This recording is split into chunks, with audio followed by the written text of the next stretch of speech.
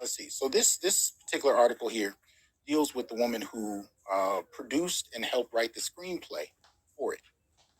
And y'all know I broke this story a while ago when the trailer came out. Her name is Maria Bello. That's her there. She's played in a number of different films and projects. Some of you may be more familiar with than I am. History of Violence, Coyote Ugly, Lights Out. She's been in a number of things. And apparently, she just has a love for Africa and Kenya. So she felt like telling this story. So I'll get into that in a second. This is the producer, and she also wrote the screenplay. This is the actual writer, Dana Stevens, right? So here you have white women that love to imagine masculine, dominant black women who kill men at every turn, who are wiser, smarter, stronger, quicker, more capable across the board. And this is, in many respects, a white woman's projection onto black women. And these are some of the things I believe that white women, revere and like about black women, but they're only going to go so far in terms of replicating it. But they didn't seem to have a problem with using black women to kind of frame this. And so many want to see themselves as powerful and, domineering that I guess it's quite successful. But, going back to the article, the Woman King producer, Maria Bello, says more stories should be told from Kenya and across Africa. The actress, who has been going to the country since her days, talks about her love of the country and launching a food festival there this fall with fiance Dominique Prin. Right? Ever since she was 27 and cast member in Maria Bello has spent a portion of each year in her happy place in Nairobi, Kenya.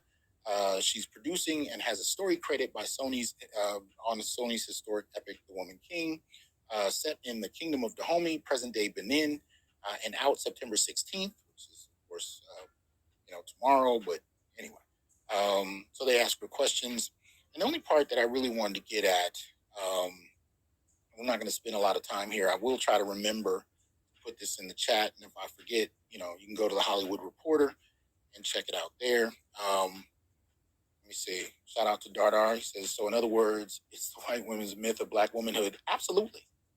It very much is. Very appreciate that support. It very much is white women's appreciation. Tyrone, appreciate that support for pain and suffering. Thank you for that.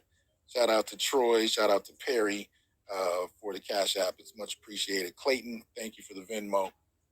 Yeah, I need it, fellas. I mean, I might actually have to pick up. I don't even think it'll be a brew. I might actually have to pick up something hard tonight. Some hard liquor, because this bullshit is just ridiculous. But there is a point.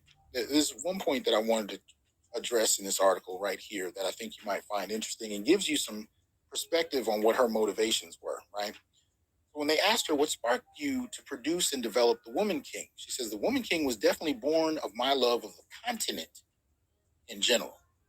Now, I'm not going to get on the whole African issue. I think Tone actually gave that a good once over.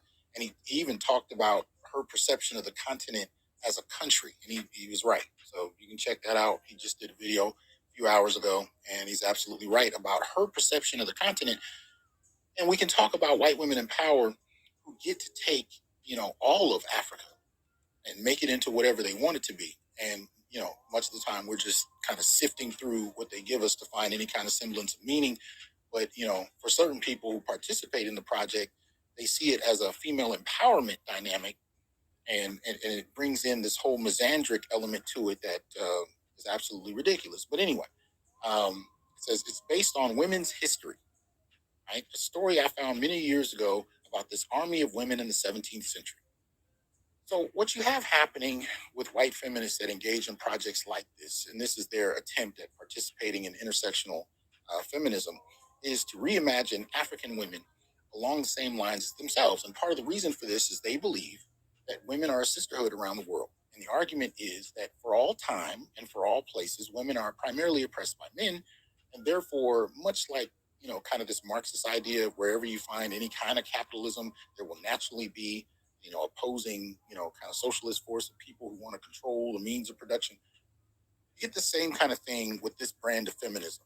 This idea that throughout all time, so it's kind of trans temporal, trans geographic, wherever women are, whenever women were, they were always oppressed by men. Men were their primary, enemies, adversaries. And so the answer is that women everywhere have to pull together and and really kind of create the sisterhood. And this is one of the methods they use to do that, where white women actually will take other people's history, reframe it in a context that suits their sensibilities as feminists, and then present it out there. And you have participatory, black women that'll play into this narrative because it allows them to, kind of present this idea of masculine strength. Because feminine and masculine are seen as Western, constructs, and so African men had no appreciation for femininity. This is just, all over the place. So they reform the shit however they want to. But she says, I was watching Braveheart and I was like, why isn't there a woman's movie like this? So she took a story out of Scotland and was upset that there wasn't a woman version of it. And from there, decided to create one using African people and African women in particular. So when you're watching this story, men are the problem. Right? This actually has more to do with white feminists' preoccupation with misandry than it has to do with anything else. And they reframe the history. So whether it's fathers, whether it's love interests, most particularly husbands, men are the problem.